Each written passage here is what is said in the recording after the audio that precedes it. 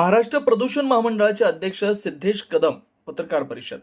लोटे येथील वादग्रस्त लक्ष्मी ऑर्गॅनिक कंपनीबाबत महाराष्ट्र प्रदूषण नियंत्रण मंडळाचे अध्यक्ष सिद्धेश कदम यांची महत्त्वपूर्ण माहिती. लक्ष्मी ऑर्गॅनिक बाबतचा विषय गंभीर, मात्र कंपनीकडे सर्व अनावश्यक परवानगी असल्याची महाराष्ट्र प्रदूषण नियंत्रण मंडळाचे अध्यक्ष सिद्धेश कदम यांची माहिती. लक्ष्मी ऑर्गॅनिक कंपनीला मिळालेल्या सगळ्या परवानग्या केंद्र सरकारकडून दिल्यात. सिद्धेश कदमांची माहिती. सीपीसीबी बोर्डाकडून देखील लक्ष्मी ऑर्गॅनिक कंपनीची पाहणी होण्यासंदर्भात महिनाभरात केंद्रीय प्रदूषण नियंत्रण मंडळाचं पथक लक्ष्मी ऑर्गॅनिकला देणार भेट. कंपनीकडून कोणतेही प्रदूषण झाल्यास आम्ही सहन करणार नाही, मात्र सध्या तरी कंपनीकडून कोणतेही प्रदूषण नाही. आपल्या सर्व यंत्रणा जागतिक दर्जाच्या. इटलीत जे झालं ते जाणीवपूर्वक झालं, त्याची पार्श्वभूमी वेगळी. लोटे MIDC मधील कंपन्यांकडून होणाऱ्या प्रदूषणाची सिद्धेश कदम यांनी घेतली गंभीर दखल. प्रदूषण रोखा, अन्यथा कडक कारवाई करणार.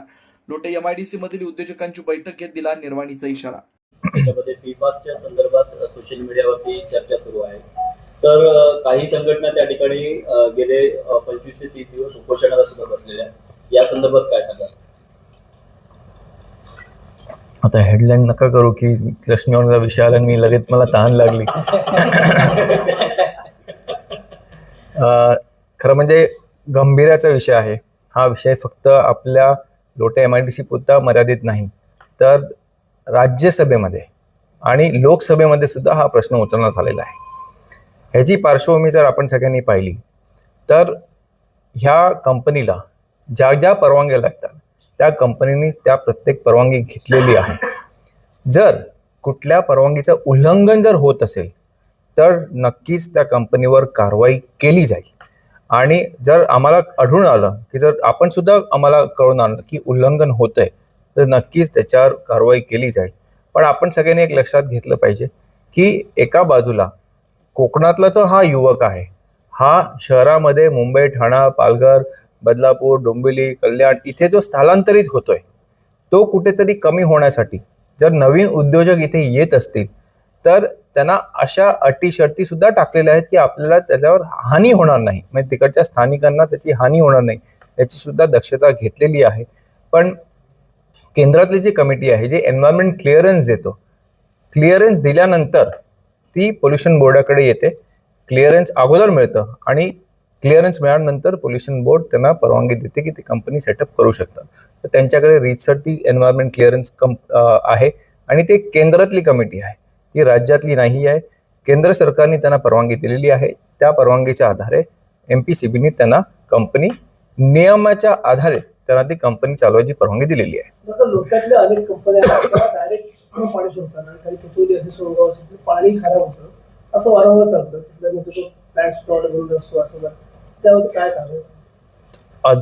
एकदम उत्तम आपण प्रश्न विचारला. आताच जी आमची बैठक झाली हाच प्रश्न आम्ही त्यांना विचारला आणि आता त्यांना आम्ही शेवटची वॉर्निंग नाही तर शेवटची त्यांना ह्याच्या मीटिंगच्या आधारे त्यांना आम्ही निर्देश देणार आहोत. आज 108 कंपनी लोट्यामध्ये आहेत, त्यातल्या 10% कंपनी ह्या ZLD आहेत. मी त्यांना सांगितले, आम्ही त्यांना सांगितले, तुम्ही पुढाकार घेऊन तुम्ही झिरो लिक्विड डिस्चार्ज असा प्रपोजल तुम्ही आमच्याकडे द्या, नाहीतर आम्ही तुम्हाला कंपल्सरी करू की तुम्हाला झिरो लिक्विड डिस्चार्ज करावं लागेल. त्यांचं म्हणणं आहे की आमच्याकडे CETB आहे. हो, पण CETB आहे, पण ती CETB तुमची व्यवस्थित चालते का? नाही चालत. तर आता सहन करणार नाही असे स्ट्रिक्ट निर्देश त्यांना दिलेले आहेत. आणि मी त्यांना सोप्या भाषेत सांगितलेलं आहे, जर तुमची कंपनी व्यवस्थित चालते ना, 100% तुमचं मत आहे, तर मला एक ॲफिडेव्हिट लिहून द्या की आम्ही नियमाचं तंतोतंत पालन करतोय, असं एक मला ॲफिडेव्हिट लिहून द्या. मगाचा जो विषय आहे PFASचा, की इटली सारख्या देशामध्ये जर ती कंपनी होती आणि तिथल्या एवढी प्रगत यंत्रणा असून त्यांना कळलं नाही की इतके लोक बाधित झाले, तर आपल्याकडे ते कळण्याची काही यंत्रणा आहे का? आणि जर समजा उद्या असं जाऊन कळलं की आज सगळ्या परवानग्या त्यांच्याकडे आहेत आणि असं असताना सुद्धा मोठ्या प्रमाणात लोक बाधित झाली आहेत, मग काय करणार? बघा, आज आपण आपल्याच देशाला कमी का मोजतोय मला हे कळत नाही. आज आपले जे प्रदूषण नियंत्रण जे काही उपाययोजना आहेत हे आपले पण इतर देशांच्याच लेवलचे आहेत असं आपण समजलं पाहिजे. इटलीमध्ये काय झालं, ती दुर्घटना झाली की ते जाणून बुजून केलं, हे आपण सगळ्यांनी अभ्यास केला पाहिजे. आणि अशी कुठली दुर्घटना आपल्याकडे होऊ नये आणि कोण जाणून बुजून करू नये याच्यासाठी MPCB आणि आमचे सगळे अधिकारी हे सतर्क आहेत.